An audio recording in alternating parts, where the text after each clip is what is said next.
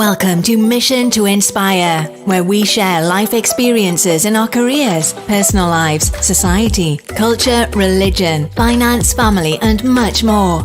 Meet your host, Shola Ajibade, as she takes you on a ride to fuel your inspiration. Welcome to Mission to Inspire. My name is Shola, and I've got our wonderful guest here with us today. His name is Dave Albin. Hi, Dave. How are you? Hi, Shola. It's great to be here. Thanks for having me. You're welcome. And it's a great pleasure to have you on our show. And thank you for coming on. Of course. Yeah, my pleasure. Dave Albin works with Tony Robbins for 2 decades, which is a very long time. And he also worked with Google. Yeah? Yes. Absolutely. And then he founded his own company called the Firewalk Productions in 2014. I'm going to leave it at that because I really want you to talk through everything that happened, your journey. And I think it would sound better from the horse's mouth than me. Fair enough. Yes, but before we dive into today's topic, which is all around adventures of the brave. And the reason why it's adventure of the brave is because we're talking about firewalking, board breaking. So it's actually for the brave. Everybody can do it. And so you need to listen all the way to the end to his technique, how we can all do this thing. So it's not really difficult if we listen to the end and, hear all that strategy, get into it and do it with Dave. Before we dive into that, we're going to ask you 5 this or that questions just to know you better. Okay. So the first one is rewalking or board breaking?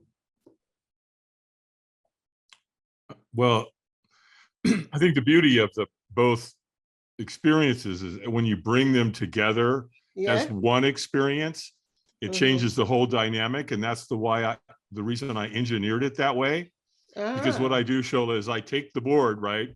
So the board break is a simple martial arts move, right? You're gonna hit it with your hand, you're gonna hit it with the palm, you're gonna write an X, on the board.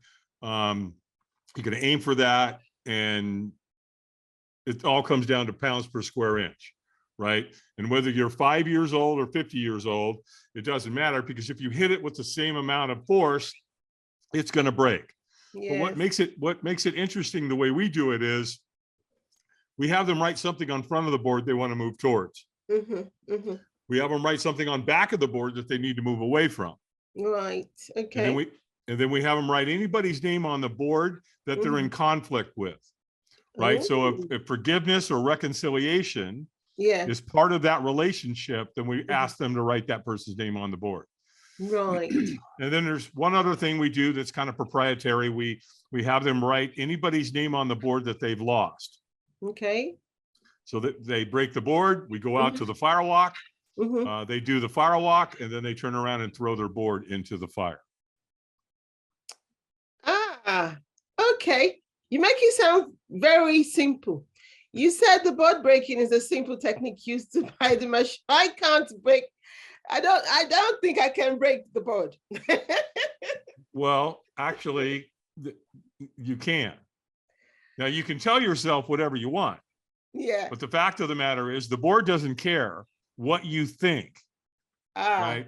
If you hit that board with a certain amount of force, it's going to break. And I don't care if you're 5 years old or 10 years old or 15 or 50. It makes no difference. Okay. But yeah. I mean, if you do it the way I show you, you will definitely break that board. And that's why we're going to listen all the way to the end, because we want to know how you do it. Yep. Gotcha. Personal development seminars or one-to-one coaching? I would say, if you can get one-on-one coaching, I think there's a benefit to that. a lot of my coaching is one-on-one. Okay. A lot of people, I have people, celebrities who contact me. They come up to my cabin up here in the Appalachian Mountains in the state of North Carolina, and they stay with me for a weekend or a week, or depending on what's going on with them. And so the benefit of being with me for, 2 or 3 days or a week, I think there's a huge benefit to that. There's a huge upside to that. Definitely. Okay. Oh, wow. Right. So it's the one-on-one that you would prefer, basically. I do. Now I do an academy every year. Okay. Coming up in October, I run what's called the Dave Albin Firewalk Academy. And basically what happens is they come to the academy and I teach them all these life-changing paradigm shift experiences. Right. And so, and I have all kinds of different people coming. I have people coming that like they work for a corporation. And so the HR department sends them to us and we train them, and then they go back and facilitate the experiences inside of that company. I have coaches. I have trainers. I have a whole bunch of different people in that industry, if you will. I get CEOs, I get entrepreneurs, business owners. So we do 9 at a time, and there's a reason for that. That way we have 3 groups of 3.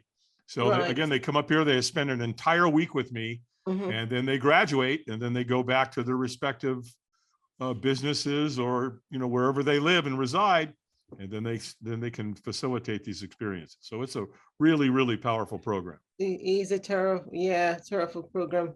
Wow. A lot of fun. So, which type of event planning do you enjoy the most? Organizing events, corporations like Google, or working with nonprofit organizations? I love nonprofits. I love working with kids. I love working with veterans. I love working with first responders. Wow. Because that's a community I think that really needs the help and the support and the love and the purpose and to get connected into those kinds of things.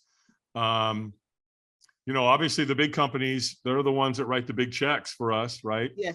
And which allows us to go do the philanthropic and the benevolent work, which is really great as well. So it's really a combination of both. I love them both. As far as the event planning itself, I try to stay in my zone of genius.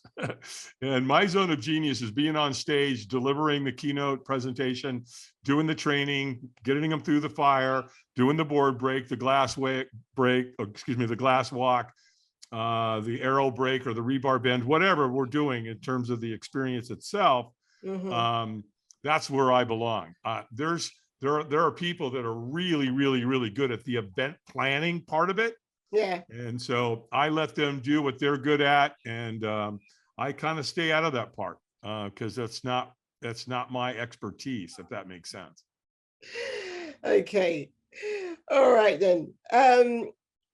So which aspects of your work brings you the most fulfillment? Inspiring others, true story, or that's choose your story, or witnessing others' transformation?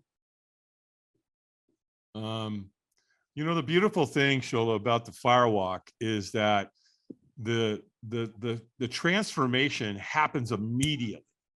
You don't wait for it. I mean, really? So they're standing on this side of the fire, and they're looking down at those coals, and they're bright red. They're in their head that's going through the fight flight. So my job is to get them. Typically what I do is I have them take 3 breaths, take nice deep breaths in, keep their eyes up, and then on the count of 3, 3, 2, 1, boom, they walk. And when they get to the other side, the celebration end is what I call it. The reward is instant. They're excited. They're jumping up and down, and they feel like they could accomplish anything. They feel like they could go climb Mount Everest. You know what I mean? So it's very fulfilling immediately. And I love that. And to see the look on their face before they walk and to see the look on their face after they walk. Yeah. It's a beautiful thing. Some of my favorite pictures are 2 of kids when they do the board break. Like, they got this look on their face like they're getting ready to hit the board, and there's a lot of apprehension, right? Then after it, they're all shiny and they're holding the board up and it's broken and they're excited. I love that. I can't get enough of it. And that's why I've been doing this for going on 3 decades now. Wow. Wow. Thank you so much for sharing. Last question. Winter or summer, which season do you find most inspiring? Spring. Spring. I love all the seasons. It's fun. I live up here in the mountains and I love all 4 seasons. I know a lot of people don't like winter. I love winter. Right. I love the snow. I love the cold. I love the crispness of the air. And, when you're up here in the mountains in the wintertime, you can see further because of the air and the density of the air. I love summer. And you know what, though, if I had to choose one, actually, you know what? It's actually the fall. The fall. Right? Autumn, because up here in the mountains, Shola, it's so beautiful. I mean, the colors are just, they're just so bright and vibrant. They're absolutely gorgeous. So I love them all. But if I had to add just a little bit to one of them, I love the fall. It's absolutely gorgeous. It's beautiful. Okay. That's because you live up in the mountains. Yeah. Living up in the mountains. If you're in the city where I am, you prefer summer. Yeah, I bet. Yeah, understood. Yeah, of course. Well, that would make sense. Yeah, sure. Yeah, thank you. Yeah, you're welcome. So today we will be discussing about fireworks and board breaking. He will be talking us through everything that he's been doing around that subject in the last 3 decades. So can you actually tell us a little bit more about what inspired you to start this firewalking and board breaking? I know you started with Tony Robbins. Yes. But something must have inspired you to start it. Yes, absolutely. So 2 months before I was born, Shola, my biological father, who was a pilot in Korea. Something had happened to him. We're not really sure, but they had to put a plate in his head to save his life. And it also took his life. So he was telling my mother all the time that the pain was excruciating. And he mentioned many times he didn't know how much longer he could take it. And 2 months before I was born, he told my mom he was going to the grocery store. Excuse me. And we never saw or heard from him again. And so I was born to a single mom at that point. She had 2 other boys with a different man. And we all lived in a 1-bedroom apartment in Hollywood, California, including my grandmother and another cousin.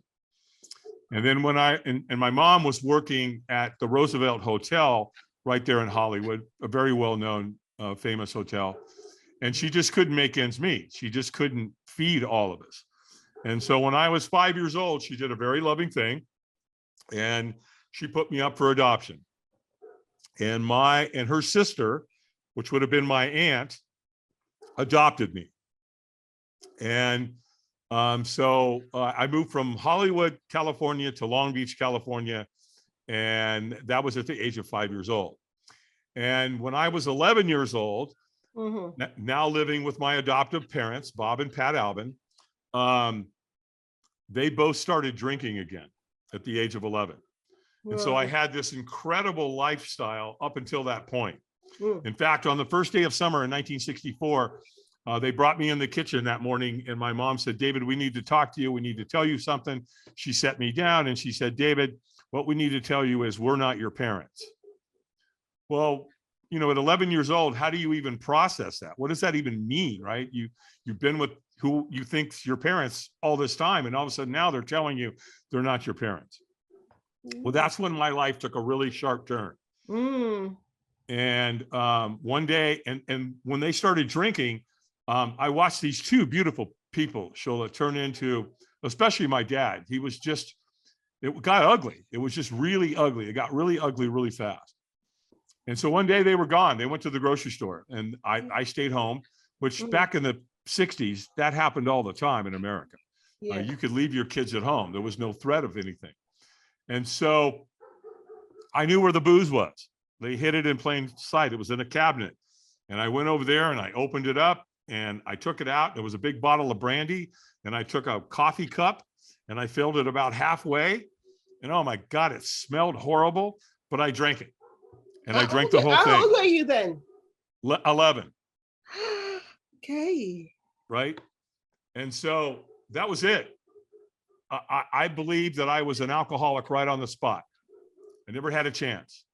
And so things started to escalate. By the time I got into my teens, as I got into junior high school and high school, I was drinking. I started doing drugs. I was hanging with the wrong people. In fact, when I became a junior in high school, my high school threw me out. They made me leave the school. So I was on a pretty bumpy path at that point. Yeah. And then along the way there, I got married to my childhood sweetheart. That lasted about a month. I met a woman while I was in California who decided to get me out of California, which she effectively saved my life.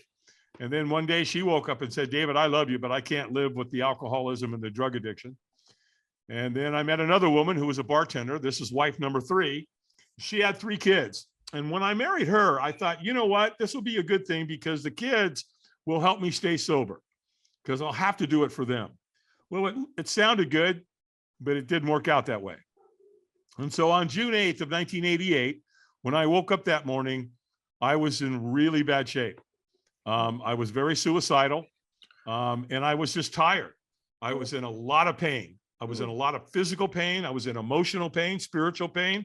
And I decided that I was going to take my life that morning. And so I loaded my pistol, and I was going to, I literally put it in my mouth twice. And then I thought, you know what, if you do that, those kids that you love are going to suffer immensely. When people take their own life, what they don't realize is they kill everybody around them as well. Very true. And so I said, you can't do that. They're good kids. You got to come up with another way. You got to do something else. You can't take your own life. Yeah. Well, one of the next thoughts I had was call an organization called Alcoholics Anonymous. And I did. And you know what's interesting about that, Shola, is I didn't even know who AA was. I didn't know anybody in AA. I'd never been to AA. To this day, I'm not, call it divine providence, but I didn't know who Alcoholics Anonymous was, but yet there was the thought. So I did. I called them, and they sent somebody to come pick me up that morning. And this guy came and picked me up. His name's Lauren, and he took me to 4 meetings that day and stayed with me the whole day. I went to a 12:30, a 4:30, a 6:30, and an 8:30. And I went home that night, and I got up the next morning, and I went to another meeting. And a week turned into a month. And once I got a month, they gave me a chip, a little medallion. And then they gave me one at 2 months, 3 months, 6 months, 9 months, and then 1 year. And in fact, this last June, June 8th of last month, I celebrated 35 years. So they gave me, another chip, for 35 years. Well, during the recovery process of getting sober, I got introduced to the personal development industry. I was up late one night because my sleep patterns were all over the place. It was like 3 o'clock in the morning. And there was an infomercial. And there he was, Mr. Motivation himself, Mr. Tony Robbins, there he is selling a program called Personal Power. And so I ended up buying the program. And to date this thing, it came on little white things called cassette tapes. Right? Some of your listeners will go, what's a cassette tape? They've never even heard of them, right?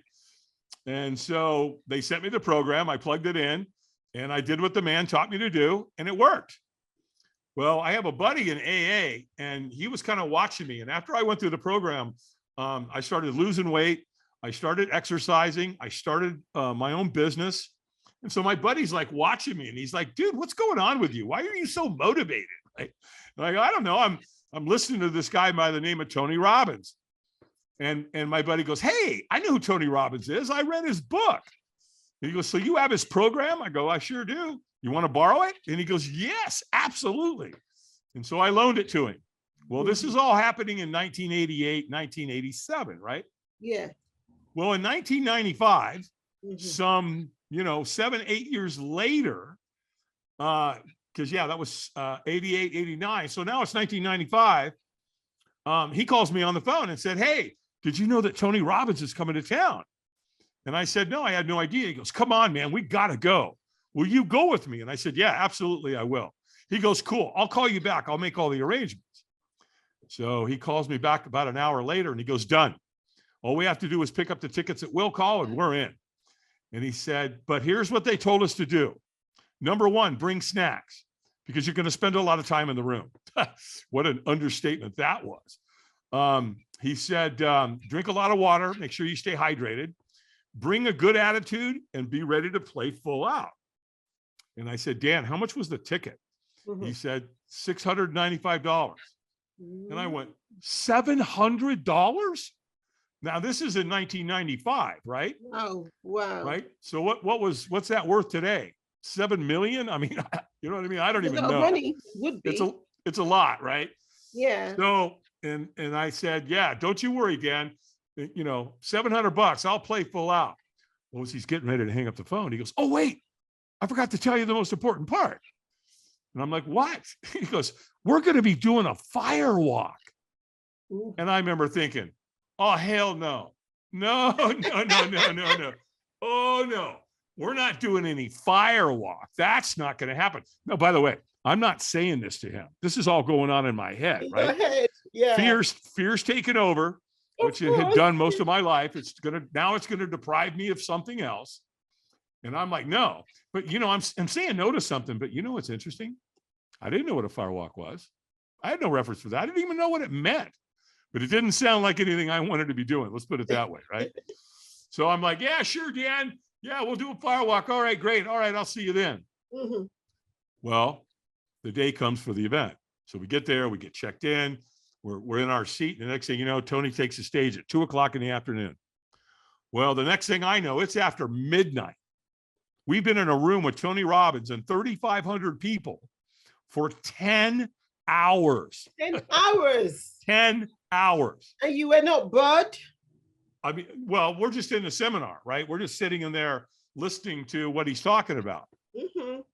So the next thing I hear, Tony goes, take your shoes off. And I'm like, oh no. I see where you're going, pal. You're not going to trick me into that. Well, now, but guess what's happening? All these people around me are taking their shoes off. And so now I've got a dilemma, right? Because if I don't take my shoes off and we walk outside into this big parking lot where the firewalk's taking place, they're going to see that I've got my shoes on and they're going to know I'm a coward. So I'm like, well, we can't have that, can we? So I'm like, well, just take your shoes off and fake it. And when you get out there, just go hide in the back, right? Nobody's going to know. How are they going to know? They're not, right? So, well, it gets worse because before he gets everybody to go out there, he gets everybody to start clapping and chanting, right? So they're all going, yes, yes, yes, 3,500 people. Well, and it gets worse again because when you get outside, he's got African drummers, right? So it's dun, dun, dun, dun, dun, dun, dun, dun. And people are clapping and they're chanting and I'm thinking, oh my gosh, what a dog and pony show this is. Well, so when I get out there, to set this up, by the way, how he did this is they started a big fire about 2:00 in the afternoon. And there's a big pit. And that pit's probably 30 foot wide and 70 feet long. And what they did, Shola, is they just added wood to it all day long. Well, at the end of the night, after 10 hours, it just renders. And now you have this big, giant, beautiful pile of coals. Well, what they did is they took a wheelbarrow and they would shovel the coals into a wheelbarrow, and then they would put that in between two lanes of sod, a fire lane. And that lane's like 3 feet wide, 18 feet long. And then what they would do is take a shovel and they would shovel the coals on top of that grass. And that's what you walked on, right? Well, obviously I'm having none of it because I'm hiding out in the back. And well, now here's the thing. Tony Robbins knows. Tony knows, right? He did his research. He knows this is a incredible life-changing experience. Right. It's been around for hundreds and hundreds of years. It's been used by cultures all over the world. The Tahitians, the Polynesians, the Hawaiians, the people of India, the people of Spain, Portugal, you know, the Native American Indians in America. It's been used by all these different cultures, primarily for a rite of passage. Yeah. For a ceremony, for a graduation, for a wedding, you know, births of children, all kinds of things, right? So Tony knows it's a really powerful experience. So he wants to make sure that he gets everybody across the fire if he possibly can. Well, so what does he do? Well, he trains people to come find people like me, right? Because I'm hiding out in the back. Yeah. So, right? So the next thing you know, guess what? Here comes this guy. And he makes eye contact with me. And all of a sudden he gets probably, I don't know, 20 feet from me, and he stops and he kind of looks at me really funny, right? And he goes, "Are you okay?" And when we're not okay, what do we say? Right? "Oh, I'm good. I'm fine. Yeah, nothing to see here, pal. Move along. We're all good," right? And he goes, "So, hey, are you going to walk tonight?" And I'm like, "Absolutely not." And I said it to him with that kind of a tone. And he's like, "Hey, man, that's not a problem. It's totally okay. We don't want you to do anything you don't want to do." And then he asked me a question. Okay. This is a stranger. So I don't know who this guy is to this day. Yeah. But without him, guess what? I'm not on the Mission to Inspire podcast, right? Because without him, I'm not here. And the question he asked me was, "Well, wouldn't you at least like to watch?" And I thought, yeah, sure, let's do that. Yeah, exactly. Yeah, let's go watch these people burn their feet off. This should be really interesting. And so he goes, "Well, listen, man, you can't see anything from way back here." And he's telling the truth. I got 3,500 people standing in front of me. I can't see anything. Yeah. I can hear it, right? They're already firewalking. You can hear them celebrating. They're jumping up and down and screaming, and they're high-fiving. I mean, and the drums are going and everybody's chanting. Shola, it's unbelievable. I've never experienced anything like this in my life. Even to this day, other than a Tony Robbins seminar. Yeah. And so I'm like, all right, that makes sense. I'll just go stand in line and I'll get up there. Because again, I can't see anything and I want to see it. And so I'm standing in line and I'm kind of moving along and walking and looking and, you know, and I'm listening to it and it's, you know, going crazy. And all of a sudden this guy comes up to me and he whispers in my ear and he says, "He knows when you're ready. When he says go, you go." And pew. This guy just disappeared into the night. And I'm like, what was that? Who was that? What was that about? So I'm like, you know, so now I'm kind of walking along and all of a sudden I get to a point and I can't see in front of me, but I can see at an angle. And guess what? They're doing it. They're firewalking. Every race, every creed, every color, every age, they're walking on fire. And my brain is freaking out because I'm like, I don't understand it. Why are they doing this? What's wrong with them? Why would they do this? And so I'm just staring. You know, I can't take my eyes off it. And I'm just staring at them and I'm watching them. And the next thing I know, boom, guess where I am? I'm at the front of the line. And all of a sudden, I realize where I'm at. And I'm looking down at the coals and they're glowing bright red and the wheelbarrow's there. How did you get there? How did you get in front of the line? Right. It's like, that's what I'm saying. How the heck did I get here? Because again, I'm looking down, I'm staring into the abyss. I'm scared to death. You know, the wheelbarrow's there is full of coals. Well, you can feel the heat coming off. So, you know, it's real, right? And I'm just staring and I'm scared to death. My heart's beating so hard. I'm thinking it's going to come out of my chest. And there's a trainer standing there. And all of a sudden the trainer goes, "Eyes up." And I'm like, oh, that's right. Oh, geez. Okay, keep your eyes up. Well, when I was in the room with Tony for 10 hours, guess what he teaches you to do? keep your eyes up. Don't stare at what you fear, right? What a powerful metaphor for life. Look to the celebration end. Wow. And so now I am. So my eyes are up, and he said, squeeze your fist and say yes. And I went, yes. And he went, stronger. And I went, yes. Well, he could tell I wasn't in a peak state. I was leaving a lot on the table. So what did he do? He screamed at me. He's like, stronger. I threw my hands in the air and I went, yes. and he goes, go, go, go. Pooh. I took off. Oh my goodness. Right. And so here's the first thing I learned about firewalking. Mm-hmm.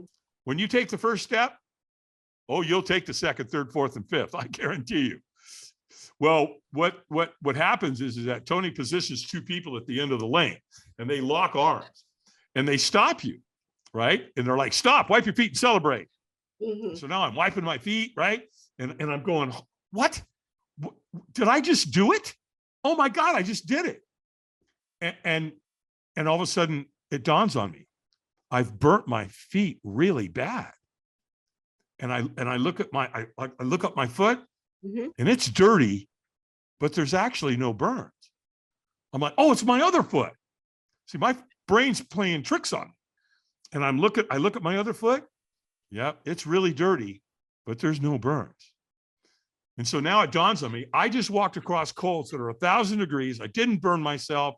And here's where it kind of took a twist, if you will. I didn't know how I did it. I don't have a clue. All I know is I did it. Ever done something like that, right? You do something really cool, really awesome, but you don't really know how you did it. Yeah. But you're just like, yep, that's me. That's this guy. I did it, right? Well, and so now you're down in the celebration end with thousands of people. Remember, 3,500 people here.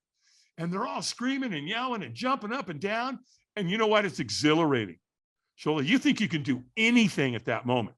Wow. You know, you could climb Mount Everest, start a business, get married, have kids, whatever you've been telling yourself you can't do, all of a sudden it dawns on you that you can do it, right? Because if I can do that, mm-hmm. I can probably do anything. That's well, true. Here's where it gets really super interesting. The next day. So remember, this is a 4-day event, right? That was day one, the evening of day one. Now we're coming into day two. So now there's 3,500 people and we're standing in the foyer getting ready to go into the venue. Mm-hmm. I've never seen anything like it. It was one of the most beautiful expressions, humanistically, people getting along, unlike anything I'd ever seen. It was so beautiful. It was so gorgeous.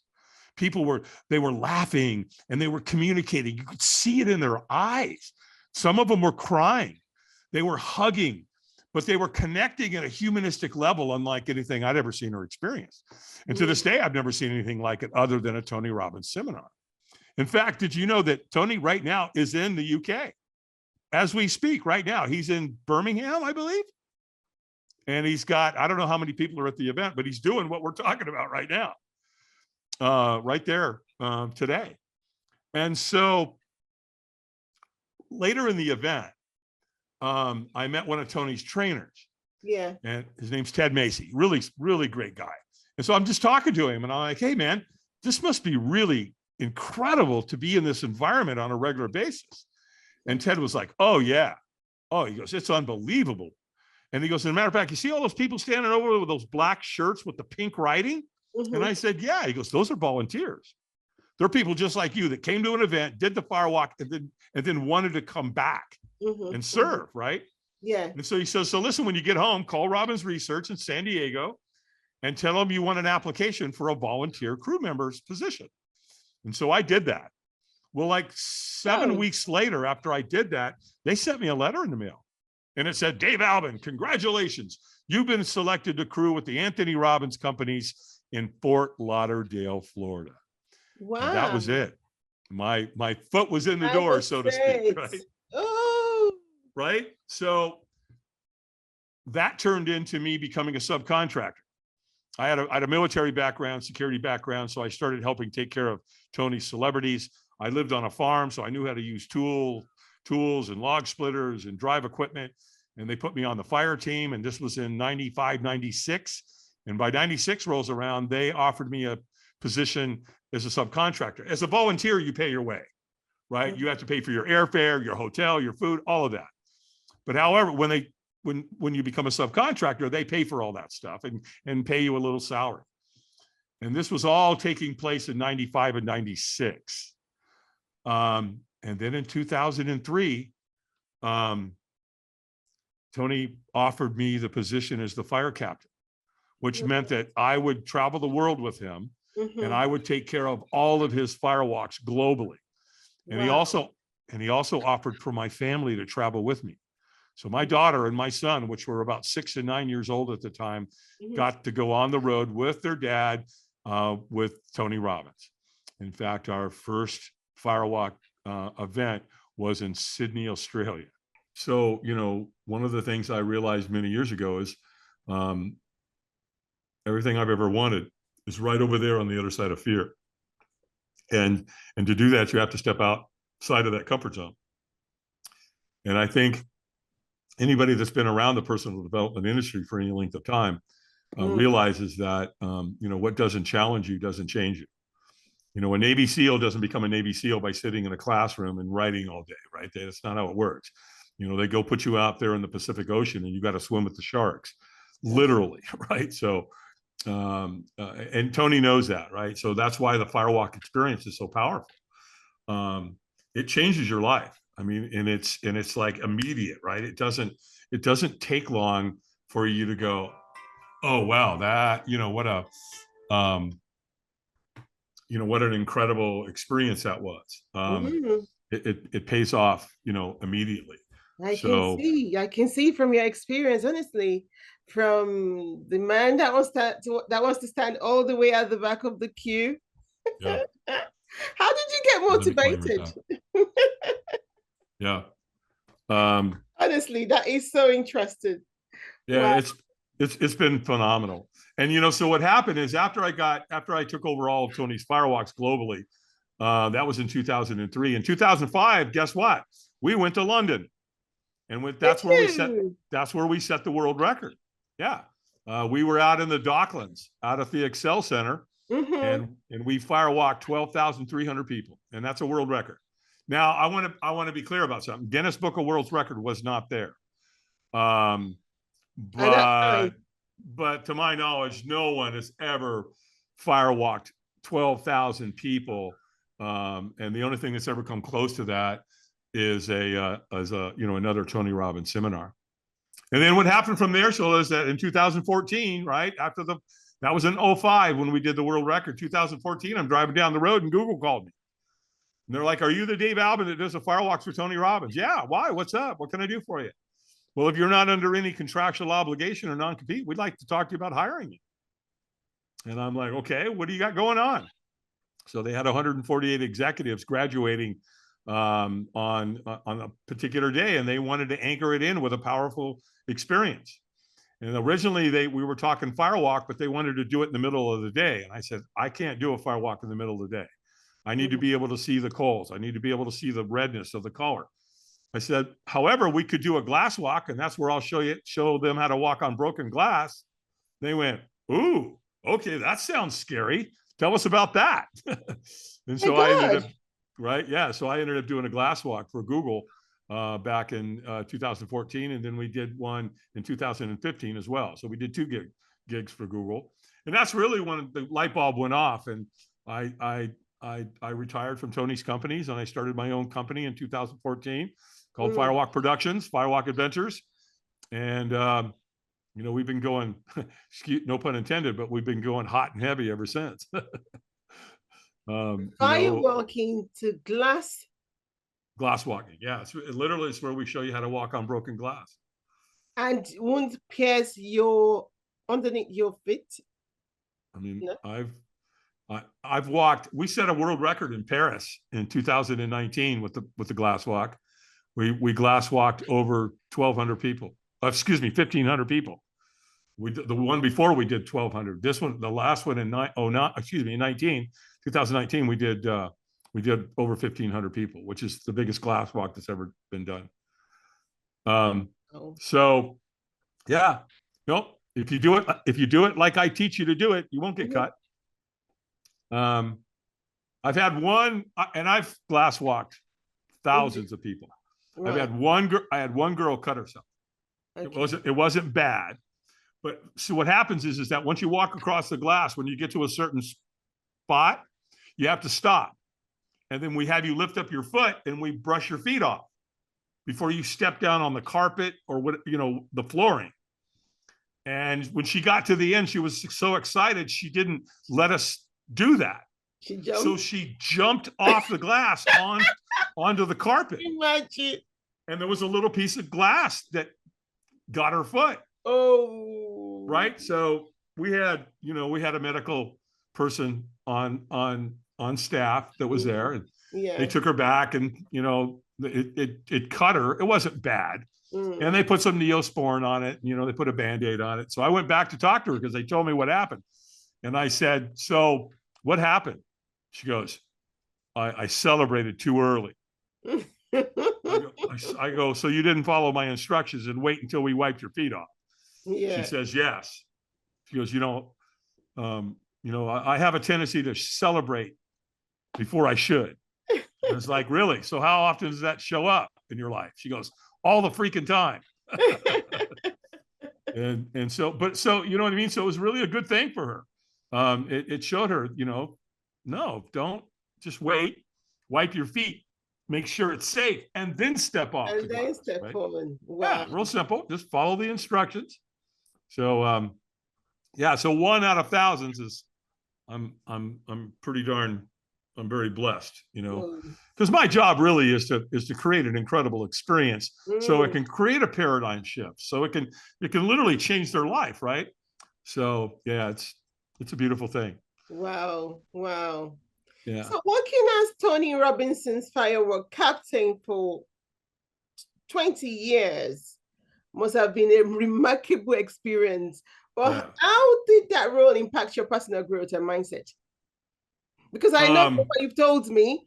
Well, yeah, because you did this, you were able to do it, but how did that actually impact it? Because from your experience, what you told me, you were like a chicken. You didn't want to do it at all. Nope.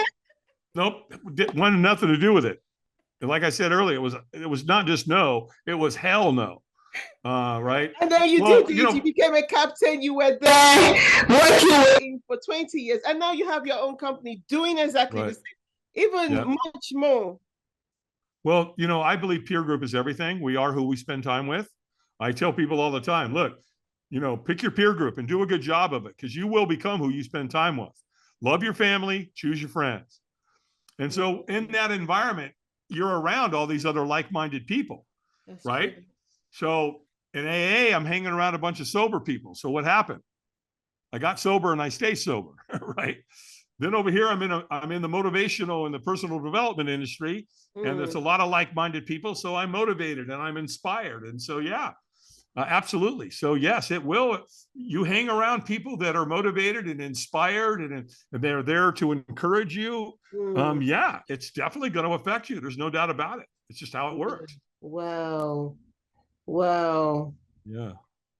That's so interesting. Very interesting. So throughout your career, you've organized events for prestigious clients, like NASA, Google, and many others. Yeah. Tons. Yeah. I mean, after Google, we went to NASA. And then from NASA, we went to Notre Dame. And then I was at Virginia Tech, and then Microsoft, Heineken, Remax, Chick-fil-A, the Entrepreneurs Organization. Obviously worked with Tony, T. Harv Eker, Wayne Dyer. There's a whole bunch of them. I mean, it just, once the momentum of that kicked in, and most of my business has all been organic. Right. I've had to do very little advertising, though I am starting to do a little bit of that now. But yeah, it's been such a blessing. I'm internally grateful. It's been a beautiful, what a blessing. Because I don't know who's listening. Right. And hopefully if I can say anything that would encourage them and inspire them and, get them some help, like I got the help. That's because I'm not really here on your show trying to sell anything or promote anything. I don't need to do that. I'm actually doing it for a couple of reasons. One, I believe that in AA, here's what I learned in AA. It said that when anyone anywhere reaches out, I want the hand of AA to be there, and for that I'm responsible. AA saved my life. The men and women in AA saved my life. And I believe I'm duty bound to comply and do the same for the rest of my life. The other thing is that I've got kids and grandkids and great grandkids, you know, that are coming into the world. And so when I do these podcasts, they'll be able to go watch them and go, hey, that's my granddad, That's you know, my and granddad. he was this, right? Yeah, there he is. He's with Shola. And you know what I mean? So it's a beautiful thing. Yeah, absolutely. Sure.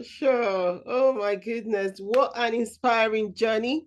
What an inspiring story and experience. Yeah. I wish I can have the guts to do that. I don't know if I will be able to do it. Well, you know, if you were to spend an evening with me, Yeah. more than there's probably a real high chance probability, because I'm just going to look at you and I'm going to say, look, you're going to have to trust yourself and you're going to have to trust the process. And at the end of the day, what's the worst that can happen? Burn your feet off and die? No. And, you know, there's lots of other things that's much more dangerous. You know, people talk to me, they want to talk about the danger all the time. And I go, what danger? What's the worst can happen? Get a little blister on your foot? Come on. Look what we do all the day. Look what people do all the time during the summer. Where do they go? They go to the beach. They go to the lake. They go to the, you know, to the pool, and they get sunburned. That's 100 times more dangerous than any firewalk. And of course, parents put their kids in all kinds of sports, right? Soccer and football. And I mean, that's dangerous. That's true. This is really not that dangerous. Again, the worst thing that can happen is you get a little blister on your foot. Have I gotten blisters? Absolutely. And I've lost count of how many times I've walked too, Shola. So, you know, I'm willing to risk it because, again, it's that inspiring. It's that encouraging, because I'm all about uplifting somebody's self-belief, their self-confidence, and their self-worth. And that's the beauty. And that's why I like to take a kid at 8 or 9 years old. By the way, my daughter was 6 years old the first time she firewalked. My son was 9 years old. Ooh. So, you know, and they did it safely, no burns. And again, give me some kids. I love working with kids. Get them through the board break, get them through a firewalk. You completely transform their life. Right there, real time. They'll never forget it. Wow. And they can't undo it. And then I'm going to tell them, look, next time you think you got something to do that's hard, just remember you firewalk. And if you can firewalk, you can do anything. Yes. You know, I put a picture up when I'm on stage. I put a picture on the screens behind me, and it's a picture of my friend Eric Weinmeyer. And Eric, the picture of him, he's standing at the top of Mount Everest. And one of the things I go on to talk about is that Eric climbed the 7 highest mountains on 7 continents. So he's climbed the 7 highest mountains on Earth, and he got to the summit of every single one of them. But guess what? Here's something that people don't know about Eric. He's blind. Oh, and he got that far? That's right. That's right. So here's a guy that's blind, and he climbed the 7 highest mountains on Earth. So I don't want to hear it. I don't want to hear your lame excuses about why you can't do something.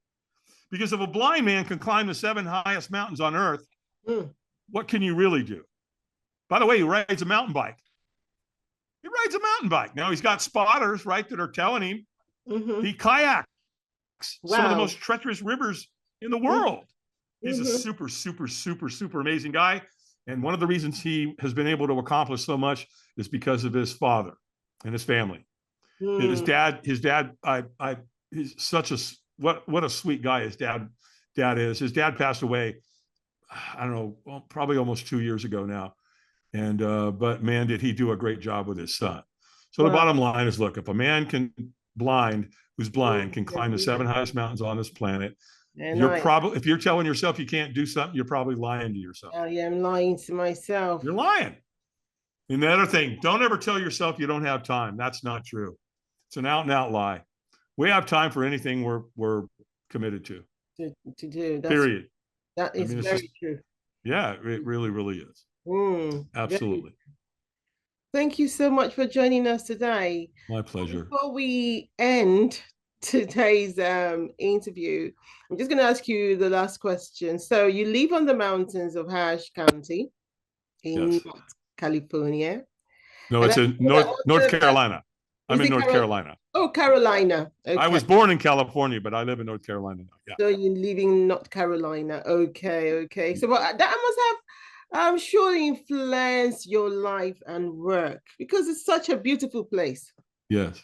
And it's got amazing people. Yes, absolutely. Yep. I chose here.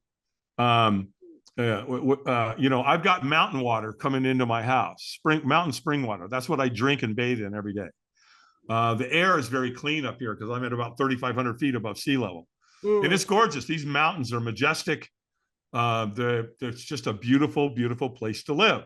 And so again, from my perspective, I can live anywhere I want, because most of my clients, I get on a plane and I fly somewhere and I go facilitate, whatever experience they hired me to do. So I love it here. My daughter lives 20 minutes that way from me with my grandkids, and my son lives 25 minutes the opposite direction. So they're close by, and yet I'm an empty nester. And so I have the best of both worlds. And then, when I have my grandkids, I get to have them. And they're hanging out with grandpa, and I get them all sugared up, and then I give them back to mom, right? So, all right, horrible. Well, you know what they say about grandkids, right? From my perspective, if I'd have known how great they were going to be, I'd have had them first. Cool. Well, again, it's been really awesome. So thank you for having me on your show. I really appreciate it. And, if you'd like to have me, I'd love to come back sometime. Thank you. Of course, I would love to have you again on our show. But before you go, can you do board breaking? We mean what? Tell you how it's done? Yeah.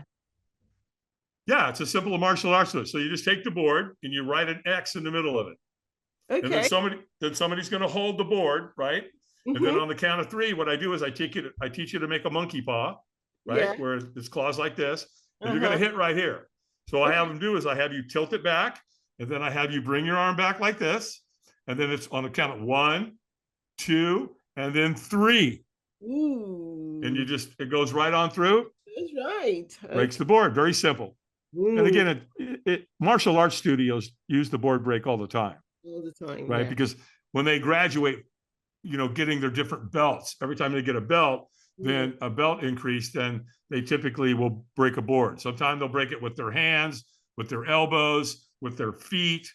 So yeah, it's the board's going to break. So and I buy the boards from a martial arts studio, a martial arts supplier, and they're pretty much designed for the board break experience. So I would absolutely guarantee you that I could get you through the board break, and I also absolutely guarantee you that I would get you through the Firewalk, and it would be one of the most life-changing experiences you've ever done. Okay, I'll see. I don't know. Where you live is so far away. Yeah, well, just across the pond. That's all. That's absolutely. Very true. Yeah, that's just true. Across the pond. It's true. Thank you so much for joining us today. Have you got any inspirational advice for our listeners out there? Yeah, sure. Stop looking for heroes and be one. And the other things that I would say is don't negotiate with yourself. If you tell yourself you're going to do something, do it. If the alarm goes off at 6 a.m. and you go, I'm just going to sleep 5 more minutes. That's a really, really bad thing to start doing, because now you're negotiating with yourself. If you said you're going to get up at 6, get up. If you said you're going to take a cold shower in the morning because you want to deal with the inflammation, do it. Just follow through. Because if you don't, you're going to set up poorly run patterns, because everything in our life that we get or we don't get, it's a pattern. If we overeat, it's a pattern. If we work out, it's a pattern. If we get up every day and we strive to be better, it's a pattern. So patterns are very important. And then when you find the patterns that don't support you, then you learn to interrupt those patterns. And as I said earlier, Shola, make sure you got a positive and encouraging peer group that are there to love you, support you, and encourage you. And with that, that's it. Yeah. And with that, I'm out. Thank you so much. How can we contact you? I know we can go. Yeah, sure. Yeah, just go to firewalkadventures.com. So that's all one word, firewalkadventures.com. Yeah. And I'm very easy accessible. Everything's there to be able to get a hold of me. Okay, great. Okay, so all that will be in the show notes, that will be in the description as well. Thank you so much for joining us today. We really appreciate you, Dave. Thank you. And before you jump off, when you close out the show, I've got something I want to share with you as well. Okay. Cool. Thanks, everybody. Bye. Thank you for joining us today on Mission to Inspire. Subscribe if you have not already done so. Like, comment, leave a message. Let's stay connected. Let's jointly inspire the world.